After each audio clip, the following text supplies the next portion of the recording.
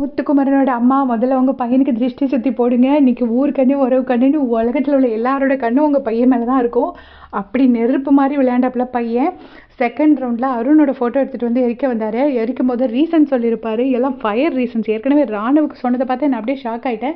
அடுத்து அருணுக்கு சொல்கிறாரு, அருண் நல்ல கேமர், இந்த டிடிஎஃபோட ஓப்பனர். ஸோ ஃபஸ்ட்டே 2 பாயிண்ட் வச்சுருக்காரு, அதனால அவர் எடுத்திருக்கேன் அப்படின்னு சொல்கிறாரு. அதுக்கப்புறம் என்னென்னா, நான் அருணோட ஃபோட்டோ எடுக்கலைன்னா அருண் ஏன் ஃபோட்டோ எடுத்துகிட்டு வந்து எரிச்சிருப்பாரு. நான் நினச்ச மாதிரி அருண் என் கையில் தான் ஃபோட்டோ வச்சுருக்காரு. ஸோ நான் இந்த கேமில் கண்டினியூ பண்ணுறதுக்காக அருணை இந்த கேம்லேருந்து நான் வெளியேற்றுறேன் அப்படின்னு சொல்லியிருக்காரு. இதை விட செம்மையான ரீசன் சொல்ல முடியுமான்னு தெரில. அந்த டைமில் அருணோட ஃபேஸை ஜூம் வைப்பாங்க, ரொம்ப காமெடியாக இருந்துச்சு.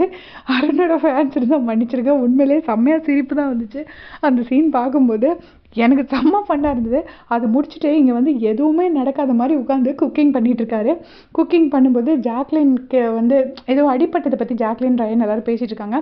அப்போ வந்துட்டு இவர் சொல்கிறாரு, டிஞ்சர் போட்டால் வந்து அந்த புண்ணெல்லாம் அப்படியே உதிர்ந்துடும், எல்லாமே உதிர்ந்துடும் பாரு, எனக்கு எல்லாமே சரியாயிடுச்சு அப்படின்னு சொல்கிறாரு. சொன்ன உடனே ஜாக்லின் சொல்கிறாங்க, எனக்கு என்ன நடந்தாலும் நீ விழ மாட்டேன்றியடா அப்படிங்கிறாங்க. எனக்கு செம சிரிப்பாக வந்துச்சு. உண்மையிலே இந்த கண்டஸ்டன்ஸ்லாம் பாவங்க. ஏன்னா இப்படி ஒருத்தன் ஃபயர் மாதிரி வருவான் விளையாடுவான்னு அவங்க நினச்சி கூட பார்த்துருக்க மாட்டாங்க. எல்லாருமே அவங்களுக்கு ஏற்ற மாதிரி ஹார்ட் ஒர்க் போட்டுட்டு தான் வந்திருப்பாங்க. இங்கே வந்து பார்த்தா இப்படி முத்துக்குமரன் உட்காந்துட்டு எல்லாரோட கனவுலையும் மண்ணலி போட்டுட்டு உட்காந்துட்ருக்காரு.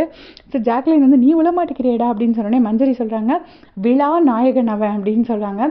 சொன்னோடனே இவர் வந்துட்டு முத்துக்குமரன் வந்துட்டு ஜாக்லின்ட்டையும் மஞ்சரிட்டையும் 2 பேர்ட்டையுமே நல்லா இருக்கு, மஞ்சரி நீ சொன்னது ரொம்ப நல்லா இருக்கு அப்படின்னு சொல்கிறாரு. அதுக்கப்புறம் நீயே யோசிச்சியா அப்படின்னு ஜாக்லின் கேட்குறாங்க. கேட்டதுக்கு மஞ்சரி சொல்கிறாங்க, இல்லை கமல்ஹாசன் சார் படத்தில் வரும், கமல்ஹாசன் அப்படி சொல்லுவாங்க அப்படின்னு சொல்கிறாங்க. எந்த படம்னு தெரில, தெரிஞ்சால் கமெண்ட் பண்ணுங்கள். ஸோ அப்படி சொல்லிட்டு இப்போ உட்காந்து குக் பண்ணிகிட்ருக்காங்க.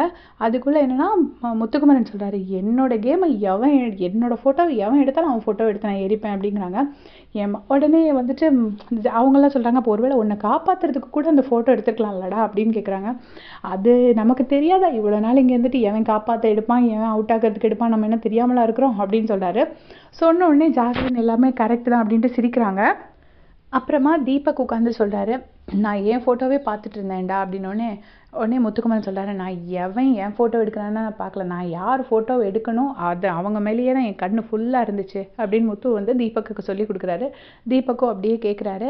கேட்டுட்டு இருக்கும்போது இங்கே எல்லாருக்கும் உங்களுக்கு காஃபி வேணுமான்னு கேட்குறாரு. தீபக் சொல்கிறாரு, எல்லாருக்கிட்டையும் கமிட்மெண்ட் கொடுக்காதடா அப்படிங்கிறாரு.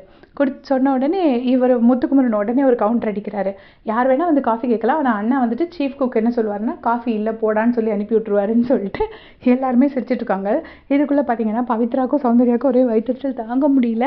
அவங்க 2 பேரும் செம்ம அப்செட்டாக இருக்காங்க. இது என்ன கேம், இது இப்படி ஓடணும்னா எப்படி, அவன் ஃபஸ்ட்டே எப்படி பிளான் பண்ணி ஓடிருக்கான் பாரு அப்படின்னு சொல்லி சௌந்தர்யா சொல்கிறாங்க. பவித்ரா சொல்கிறாங்க, எல்லாரும் தான் ஜெயிக்கிற மாதிரி கேம்ஸ் வைக்கணும், இல்லைன்னா அடுத்தவங்களை காப்பாற்றுற மாதிரியாவது கேம்ஸ் வைக்கணும், இது என்ன அடுத்தவங்களை எவிக்ட் பண்ணுற மாதிரி கேம்ஸ் அப்படிங்கிறாங்க. உடனே ராயன் வந்து பவித்ராக்கு நல்லா கொடுக்குறாரு. அப்படின்னு நேற்று அடுத்தவங்களை காப்பாற்றுற மாதிரி தானே விளையாண்டுருக்க வேண்டியதானே மற்றவங்களுக்கு வேண்டிய அப்படின்னு சொல்கிறாங்க. ஸோ அப்படி லைவில் செம்ம ஃபன்னாக போயிட்டுருக்கு. இனி அடுத்த ரவுண்டில் யார் அவுட் ஆக போகிறாங்கன்னு தெரில, பொறுத்திருந்து பார்க்கலாம். எனக்கு தெரிஞ்சு விஜய் விஷால் தான் 10 பாயிண்ட்ஸோட வின் பண்ணியிருக்காரு இந்த கேம் அப்படின்னு நான் நினைக்கிறேன். பரவாயில்ல, அவர் வந்து ஒரு கார்டியல் ரிலேஷன்ஷிப் மெயின்டைன் பண்ணனால அவருக்கு அந்த கேம் வின் பண்ணுறாரு போல இருக்குது. பொறுத்திருந்து பார்க்கலாம். லைவ் பார்த்துட்டு அப்டேட் பண்ணுறேன். Thanks for